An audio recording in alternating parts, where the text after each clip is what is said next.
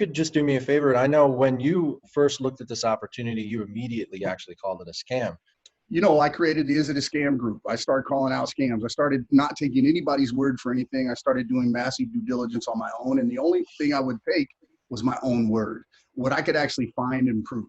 And one day, it's kind of funny. I'll share my screen so you guys can actually see. But one day somebody came to me and said, hey, take a look at this program. And so I saw this website for Miningcity that had CGI photographed like this.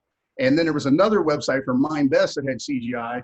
And it just said MindBest up here. And that really kind of confused me. It threw me for a loop, like we were about to get hit with back-to-back scams. So I told people, I put out a warning and said, please don't join this company.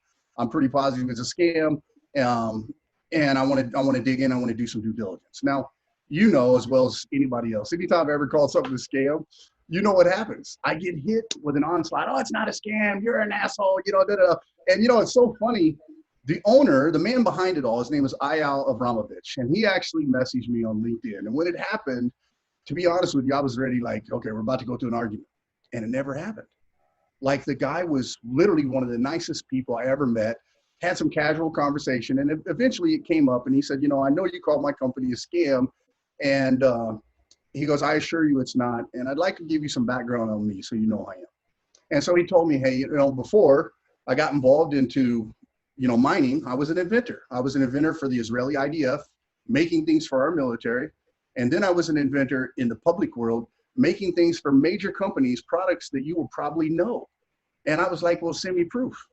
And so he started to send me proof. So this is how our conversation kind of began. And I'll kind of walk you through and show you so you can actually see it firsthand. So one of the first products he told me he made was this Weemy massage robot. And, I'm like, okay, kind of cool, but, not something I would probably buy. But I started looking into this little thing, and I tell you what happened was I started typing in his name with these products. Whoops. And when that happened, I started to pull up patents. Let me see if I can find the actual patent. So hold on a second. Let me just put his name in on a different browser window because I want you to see this. Because his patent for a lot of these products actually started coming up. I started seeing a lot of things for patents for him. So like you can see right here, this is one of them, you can see stuff. This is for a scale actually. There's also a body fat scale right here. There's, then I found this article. Then I found the Weemy robot that we talked about. I found the actual patent. And when I started to realize this guy was being honest with me, he wasn't just giving me some humdrum stuff. Like this guy really had a patent on the product, and you can actually see his name. Let me just search for it. So you can see this is the patent for the massager. I mean, he's the inventor. No ifs, ands, or buts about it, okay? And same thing, when you start to look at some of the other stuff, let me come over to this patent first, and we'll come back to that one. But here's another patent for the inventor for a scale, actually with a complexible capacity weight sensor. So it was a special type of scale he created, and some type of digital scale. And then you have another product here, which happens to be, well, that's actually the same thing. And then there's a company out here, and I'll tell you about this company because this is a really big deal. So Gigalinks, everybody knows what Gigalinks is. Everyone should know. If you don't know, you probably haven't been into too much technology. And you can see at one point in time, Eyal was actually the CEO of Gigalinks. He ended up becoming the chief technology officer, stepping down, and he created a lot of products. He also created this thing for a company called Thinium, which is a special portable charger. You can actually see it right there. And I think I have a photo of it over here, somewhere here. There, the Thinium right there. So if you actually go to the Thinium website, this is what really started to bring all of this story together. I clicked on more, I went to about, I started to read. And then right here in their website, right on their company, says Chief Technologist Eyal Abramovich has extensive experience in both military and advanced commercial technology, developing the most innovative and revolutionary products in portable technology today. And then I found out that not only that, like some of these products were sold on the Home Shopping Network, netting him over $400,000 in a single day. I mean, he literally showed me this stuff live, showed me the videos. Also on YouTube, I found this, which was really crazy. It's like a two-seater car he's actually been working on. And it's a new invention. Let me just get into my history so you guys can see it. But I'll find this little car so you can actually see it live because I think it's crazy. And here he is right here in the car. You know, this is the actual vehicle and you can actually see it sitting in his own driveway. And you'll see him in a second where he walks out, he puts a battery in it. Let's see if I get to that part. Let me see, just speed it up for you. But this is actually transformed. I actually have the new photos. That's him right there. So, you know, taking the battery, about to swap it out. And in a few minutes, you'll see him and his wife hop in and he'll drive off in it. Now, keep in mind, this was just the frame of the car without the body on top of it as he was starting to design it. A very simple electric vehicle, 2 seats in parallel, designed for places like where I live in Asia, where we don't have a lot of space and traffic is atrocious. This was like the perfect thing that you can actually see. That's his wife. And you'll see them in a second. They'll hop in and they'll drive off. And very working, you know, model. So like the guy knows what he's doing. He's smart. And so the next thing was after I asked him, you know, for all this, and he shows me all this, he tells me, you know, I launched MineBest just for me and my wife's family. I put $1.5 million of my own money, and we started a company called MineBest. And when I started digging into MineBest, well, that's when the doors and the lights kind of came on for me, just to be honest with you. By the way, here's a bunch more patents. So, you know, there's several of them. And he's been around a long time. But one of the things, Silicon Canals, which is actually a pretty big, you know, Polish website that actually talks about fintech, they were actually the #1 startup in Poland. That's where it originally started, in Warsaw. And so they started in 2017, $1.5 million of their own money. They already had, you know, big business, big team, so on and so forth, doing everything and growing. You know, they actually doing business now in many countries. But before they ever launched a network marketing company, they had been mining for over 2 years and had 3 exahash of power. Mm-hmm. So very unique company. The other side of it is I started looking up, they, you know, by the way, so you guys all know, and I'll actually show them to you real quick so you can see them. Miningcity has some pretty unique awards.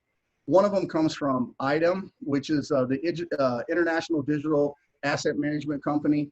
Another one actually comes from the World Digital Mining Summit. So as I started to dig into these things, Peter, you know, like I found stuff that I really wasn't used to, okay? And here's what I mean by that. When you type in World Digital Mining Summit, what you'll find out is it's really owned by Bitmain, okay? So you have a guy, before he ever launched an MLM, had awards directly from Bitmain. And a lot of people do not understand or do not know this is their mining summit. They own it. They are the people behind it. They also have one called, actually here, let me just take this real quick. There's another summit called Miner Summit, which is in China. And then we'll talk about China in a second. But the reason I thought this was very unique is the Miner Summit. This is a very big deal. And if you actually add his name to that little post, check this out. This guy was a speaker, a featured speaker at Miner Summit, okay? He was also, if I go back and I take this name, if I just go back into my search real quick, I go back to World, and we type it in here, he's also a speaker at World Digital Mining Summit, and guess what? You can actually see him, whoops, actually go back, I hit the wrong one. You can see him live speaking on stage.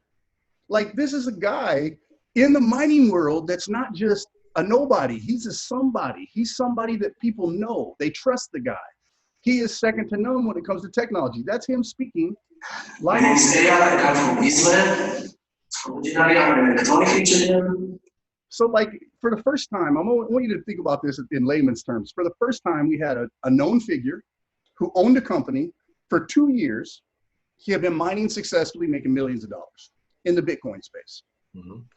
He's an inventor. So what did he do? What was his next step? His next step was to create a coin. But unfortunately, before that happened, he got sidetracked because he was actually in South Korea speaking at an event. And at that event, he was approached by a guy by the name of Hinil Park. Now, if you don't know who Hinil Park is, I personally do. He's actually the head of its International Digital Asset Management Company, okay? And started in Korea. They were doing, him and Greg Rogowski, they were there working together, actually doing the event because I was the CEO, Greg was the vice president of marketing for the company. They were speaking. They had no plans to start a network marketing company. That was nothing in their background. But Hinil Park came to them and said, hey, I'm at another company right now that's doing mining. I'm unhappy with it because the numbers don't make sense to me. He goes, I would like to buy you guys lunch and have a conversation with you. So he took them to lunch. They had a great conversation. And over the course of the conversation, he's explaining to him what was happening at his other company. And right away, I also said something's fishy here because these numbers don't add up. And so he explained everything to Hanil. And for the first time, Mr. Park, a guy who had made millions in the mining industry, that really wasn't that well informed, unfortunately, all of a sudden his eyes were open and he said, holy smokes, I see it now. I understand. And he said to him, you know, obviously speaking to a translator, because unfortunately Mr. Park doesn't speak English, speaking to a translator says to him, I want to do business with you. I can bring you 50,000, 100,000 people if you're willing to start up a network marketing company as part of your MindBest project. And you know what was really unique for IAOs, I had to step back and say, well, wait a second.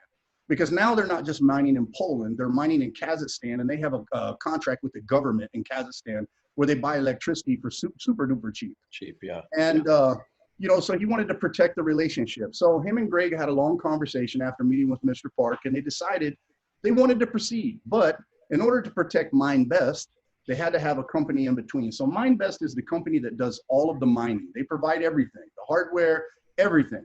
Miningcity is basically just the marketing arm for MindBest. That's really all it is. There's no difference.